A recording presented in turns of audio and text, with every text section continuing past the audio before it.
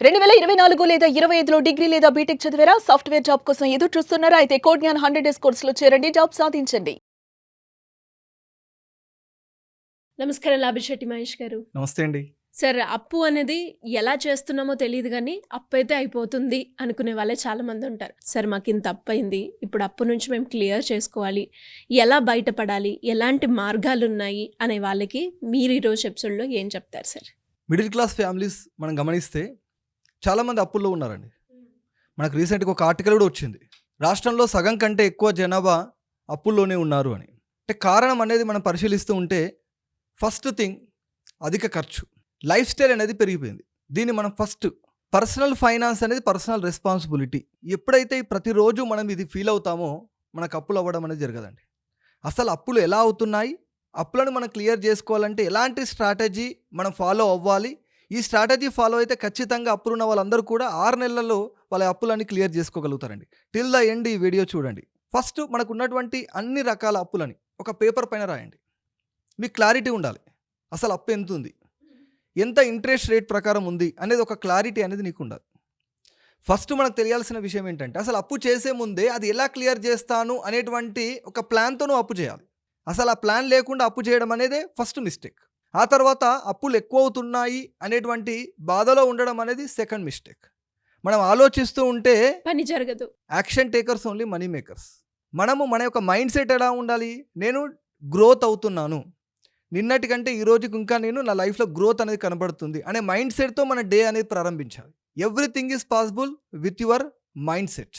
కాబట్టి అలాంటి మైండ్ సెట్తో నేను రాబోయే రోజుల్లో ఈ యొక్క డెట్స్ అన్ని నేను క్లియర్ చేసుకోబోతున్నాను, ఫైనాన్షియల్ గ్రోత్ అనేది కనబడుతుంది అనేటువంటి మైండ్ సెట్తో నువ్వు డే ప్రారంభిస్తే నీకు ఆపర్చునిటీస్ కనబడడం జరుగుతుంది. ఆపర్చునిటీస్ కనబడితే ఆపర్చునిటీస్ ద్వారా నీ లైఫ్లో ఒక అడిషనల్ ఇన్కమ్ సోర్స్ అనేది వస్తుంది. దానివల్ల ఆటోమేటిక్గా నీ యొక్క అప్పులు అనేది తీరడం జరుగుతుంది. కాబట్టి మైండ్ సెట్ చాలా ఇంపార్టెంట్. దాంతోపాటు ఏవైతే నువ్వు ప్రతిరోజు రాసుకున్నావో నీ యొక్క క్రెడిట్స్ అన్నీ కూడా, నీ అప్పులన్నీ రాసుకున్నావు కదండి, ఎంత పర్సెంటేజ్, అవునా, కొన్ని 8% ఉన్నాయి అప్పులు, కొన్ని 10% ఉన్నాయి, కొన్ని 12% ఉన్నాయి, కొన్ని 24% ఉన్నాయి. నీ టార్గెట్ ఎలా ఉండాలి అంటే హై ఇంట్రెస్ట్ రేట్ ఏదైతే ఉందో దాన్ని ఫస్ట్ క్లియర్ చేయాలి. అది నీ యొక్క టార్గెట్ ఉండాలి. దీన్ని అవలంచ్ మెథడ్ అంటారు. క్రెడిట్ కార్డు లోన్ ఉంది, ఇది చాలా హై ఇంట్రెస్ట్ రేట్, 30 to 40% మనం పే చేయాల్సి వస్తుంది. కాబట్టి మనం ఏం చేయాలి? ఫస్ట్ ఆ అమౌంట్ మనం పే చేయాలి. తర్వాత పర్సనల్ లోన్ యొక్క అప్పు అనేది మనం క్లియర్ చేయాలి. ఇలా మీరు ఒక లిస్ట్ తయారు చేయాలి. తయారు చేసుకున్న తర్వాత మనం వాటిని పే చేయాలి అంటే మనకు సర్ప్లస్ అమౌంట్ అనేది కనబడాలి. సర్ప్లస్ అమౌంట్ కనబడాలి అంటే మన యొక్క ఖర్చులని తగ్గించాలి. ఖర్చులు తగ్గించాలి అంటే అసలు ప్రతిరోజు మనం దేని ఖర్చు చేస్తున్నామో ఆ ఖర్చులను కూడా రాయాలి. ఎవరికి కూడా వాళ్ళ డబ్బు ఎక్కడికి వెళ్తుందనే విషయం తెలియట్లేదు. లోన్ అప్పు ఉంది, అప్పును క్లియర్ చేయాలనే ఆలోచనలు ఉన్నారు. కానీ ఫస్ట్ మనం చేయాల్సింది, మనకు ఇన్కమ్ వచ్చింది, శాలరీ వచ్చింది, దాన్ని మనము ఖర్చులుగా డివైడ్ చేసుకున్నాము. ఆ ఖర్చులు ఎన్ని రకాలుగా చేస్తున్నాం, ఆ రాయడం ద్వారా అనవసరమైనటువంటి ఖర్చులు ఖచ్చితంగా ప్రతి నెలలో 1 లేదా 2 ఖర్చులను మీరు తగ్గించండి. ఏమైనా అనవసర సబ్స్క్రిప్షన్స్ ఉంటే క్యాన్సిల్ చేయండి. అవుటింగ్ వెళ్ళాల్సినటువంటి ఏమైనా ప్లాన్స్ ఉంటే వాటిని క్యాన్సిల్ చేసుకోండి. అట్లీస్ట్ 5,000 to 10,000 రూపీస్ మీరు అనవసర ఖర్చులలో సేవ్ చేసుకోగలిగితే ఆ అమౌంట్ మనము అప్పులను చెల్లించడానికి వాడచ్చు కదండి.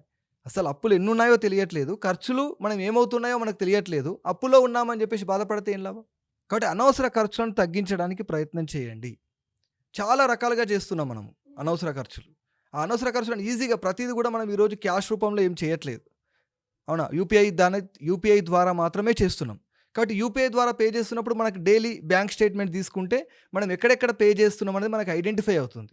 ఖర్చులకు పే చేస్తున్నామా, మన అసెట్స్ బిల్డ్ అవ్వడానికి మనం పే చేస్తున్నామా, లైబిలిటీస్ కొరకు పే చేస్తున్నామా అనే విషయం మనకు తెలుస్తుంది. కాబట్టి మన యొక్క ఖర్చులను ఐడెంటిఫై చేసుకొని ఖర్చులను తగ్గించుకోవడానికి ప్రయత్నం చేయాలి. అదేవిధంగా ఒక ఇన్కమ్ పెంచేటువంటి ఒక స్కిల్ నేర్చుకోవాలి. గత సంవత్సరం ఎలాంటి స్కిల్ నాలెడ్జ్ ఉందో ఇప్పుడు కూడా అదే స్కిల్ అదే నాలెడ్జ్ ఉంటే లాస్ట్ ఇయర్ ఎలాంటి రిజల్ట్స్ వచ్చాయో ఈ ఇయర్ కూడా అదే రిజల్ట్స్ వస్తాయి. కొత్త నాలెడ్జ్, కొత్త స్కిల్ ఉంటే అవునా కొత్త ఇన్కమ్ ఉంటుంది.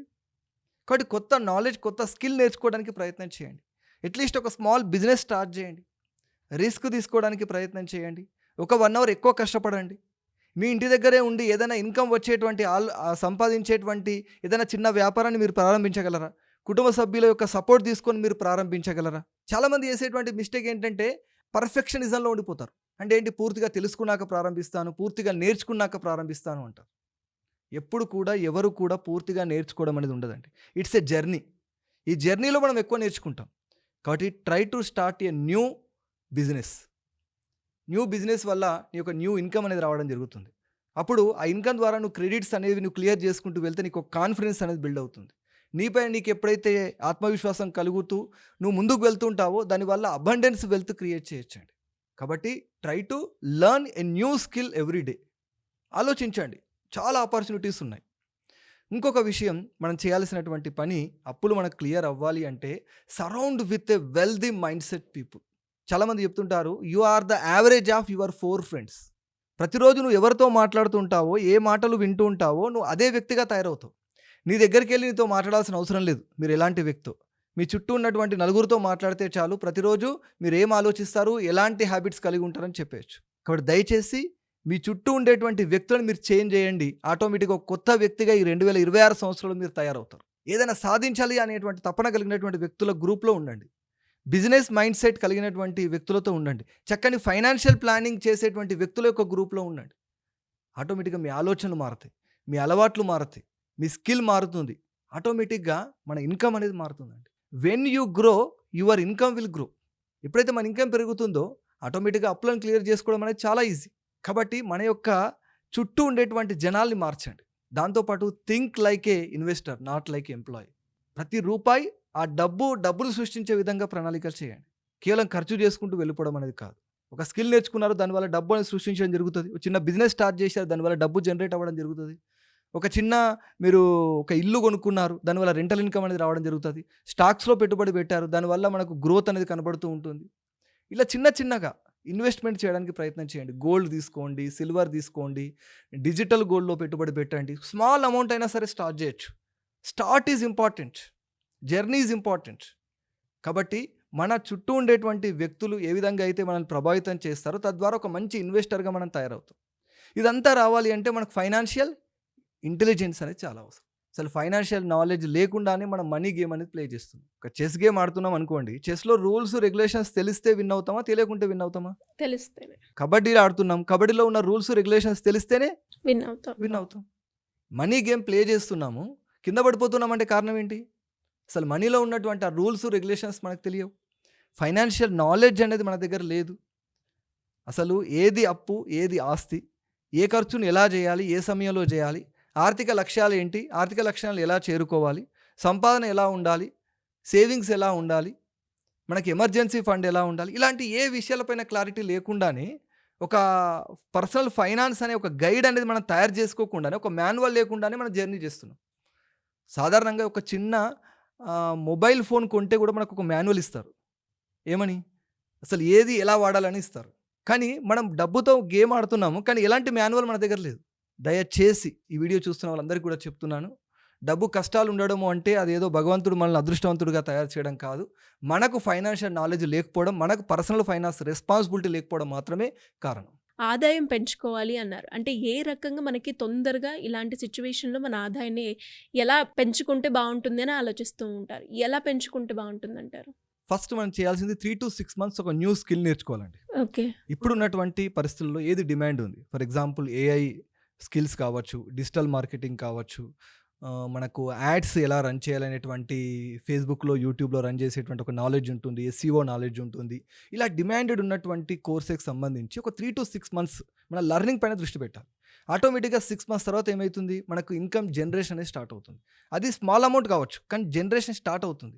ఆటోమేటిక్గా ఆఫ్టర్ 1 year అది నీకు ఈజీగా 30,000 to 40,000 రూపీస్ నీకు అడిషనల్గా ఇన్కమ్ సోర్స్ ఇచ్చేటువంటి అవకాశం ఉంటుంది. మిమ్మల్ని అప్రోచ్ అవ్వాలి అంటే ఏ విధంగా ఉంటుందంటారు? ఇది చాలా చక్కని స్ట్రాటజీ అండి. ప్రతి ఒక్కరు కూడా వాళ్ళ యొక్క అప్పుల నుండి బయటపడేటువంటి అవకాశం ఉంది. ఒక్కొక్కరికి ఒక్కో రకమైన స్ట్రాటజీ మనం ఇంప్లిమెంట్ చేయడం జరుగుతుంది. కాబట్టి స్క్రీన్ పైన కనిపించేటువంటి నెంబర్ కాల్ చేస్తే నా అపాయింట్మెంట్ దొరుకుతుంది. తద్వారా వాళ్ళ యొక్క అప్పులను ఈజీగా క్లియర్ చేసుకునేటువంటి ఒక పర్సనల్ ప్లానింగ్ అనేది నేను ఇస్తాను. Thank you sir. Thank you so much.